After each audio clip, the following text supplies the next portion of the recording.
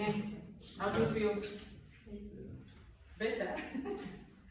Okay, so we need to, this is the overview of today's presentation. First of all, we're going to recap on the previous lesson. I hope you still remember what we learned last time. It was mid-semester break in between there, but I hope we still remember. We'll recap on that so that we are back to school and on the same level. Then we'll look at today's topic and its objectives. Then we'll do the introduction of the topic. Then we'll look at what we're going to learn today. It has advantages. We're going to look at those advantages. And then we'll look at the basic concepts. And then we'll watch a tutorial. And we're supposed to do a class activity, but unfortunately we don't have computers here. So we are just going to do the class activity together. Yeah? And then I'll give you homework to go practice when you go to the computer lab. Okay, so what did we learn last time? Who remembers what we learned last time? What did we learn last time? I know we did database, but what on database did we learn last time? No one remembers? What did we learn last time? What did we learn last time?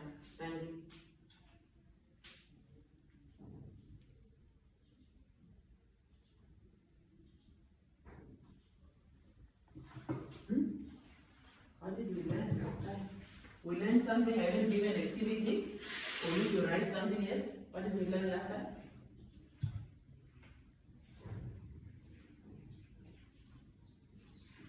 I gave an activity for you to create something. What was that something that you created? I said it was for the inspector of Okahao second. What was it? Yes. That's right. We learned reports in database last time. And we said that reports are essential for data display, analysis, and for reporting. And we also learned that you use design view to create a report and report view to display it. We also learned that reports can be distributed in any preferred format such as Excel, Word, or PDF. Do you remember that? I haven't told you to save your report for distribution purpose. Okay? Do we have any question on what we learned last time? Everything was clear? You just forgot because of the semester break. Okay, so today we are going to learn about macros. Macros. Does any one of you heard about programming? Huh? Programming. Do you know anything about programming? Who can tell us just basic, how do you understand programming? Anyone? You've never heard the word programming. Okay. Do we know that our calculators are also programmers? Like you just punch many numbers there, then something happens there, then what you get is just the answer. Programming in computer is like putting so many complex, how do I say it, complex data, summarizing it kind of, and then you just get what you want to do, or telling something to do what you want it to do, but just in a command or things like that. So macros are type of programming. So we are going to learn about macros, and the objective of today is we are going to learn how to create and utilize macros in a database to automate tasks such as running select action queries, as well as running forms and reports. We already learned how to create reports. So macros are sequences of predefined actions or commands that can be recorded and executed to automate repetitive tasks within a database system. Say you work as a secretary, you work as a school admin, and then there are parents that are coming to look for a certain information almost every day.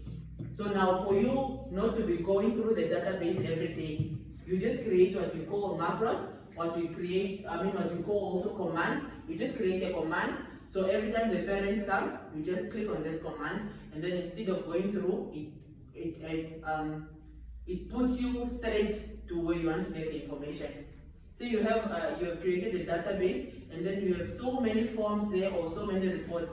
But parents always come and ask for certain information from a certain form, or from a certain report. Now, instead of looking for that report every time, you just create a command, and then every time you click there, it gets you to what you want. But you have to create the command such that you specify what it wants to do. Do you understand? So those actions can include the running queries, opening forms, reports, and performing data manipulation tasks.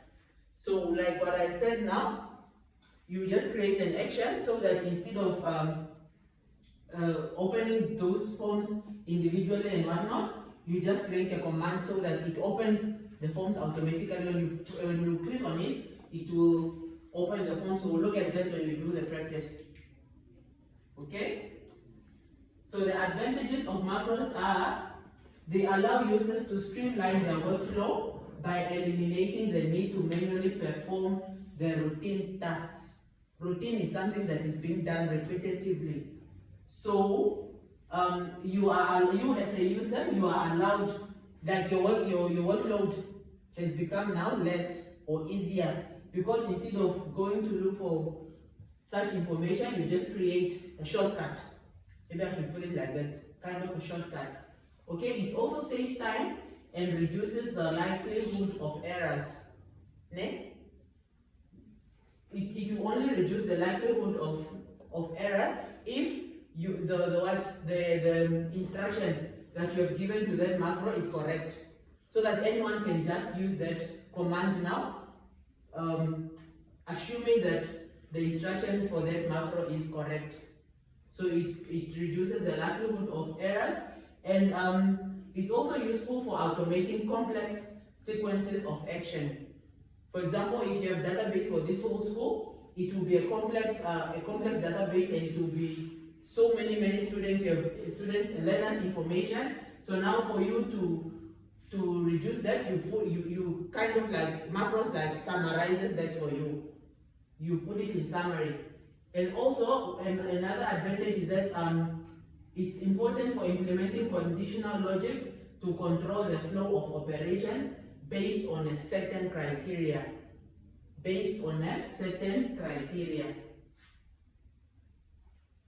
So we have basic concepts of macros. We have what we call actions. We have what we call actions, conditions, and arguments. And we say that, for example, examples of actions is open query. If you create your macro such that it's open query, then to just open it, you have to specify what query do you want the macro to open. Then you use that, write it exactly as it is, then it will open that query you specify it to do. Then we also have open form and open report.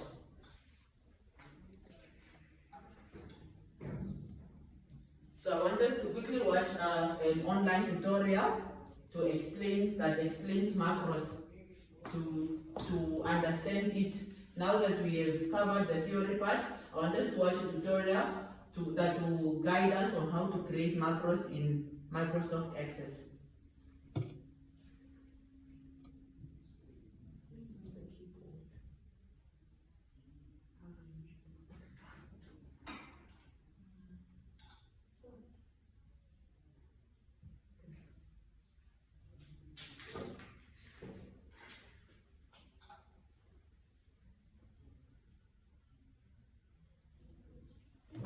Video together, and then when it's done, to explain step by step.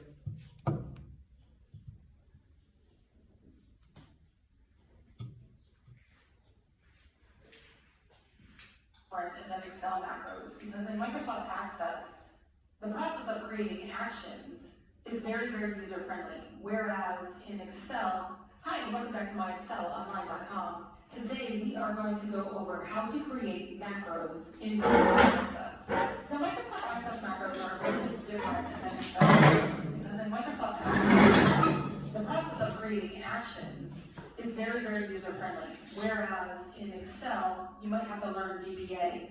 And VBA is also used in Microsoft Access. It's just used through modules, which we will give an introduction to next week.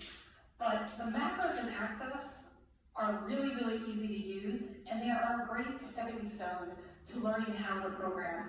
There actually is a converter inside of Microsoft Access that will take your macros and convert them to Visual Basic for Applications code. And this is actually the way I learned to code in Microsoft Access and Visual Basic, and even expanding it to other languages after that as well. So Visual Basic for Applications is a great stepping stone to other computer languages. So if you're new to the coding world, macros in Microsoft Access are a really great place to start.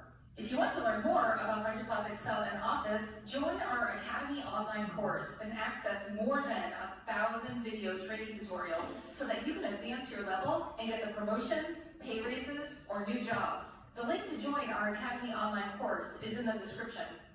So let's return to the database that we used in our beginner's guide for Microsoft Access.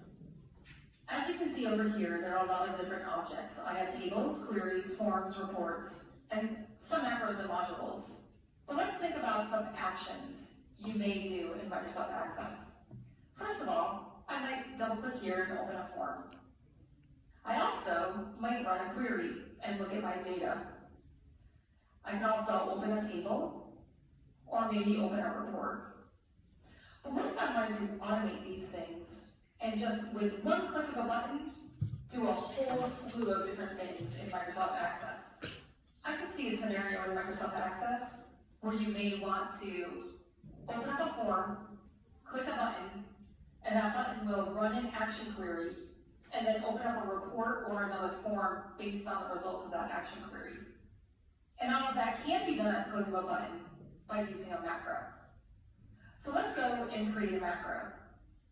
To access a new macro, I'm going to go to Create, and go over here on the ribbon to Macro. And when I do that, I get this drop-down menu right here, and there are a lot of different things that can be done on here. I'd just like to go through a few examples for you.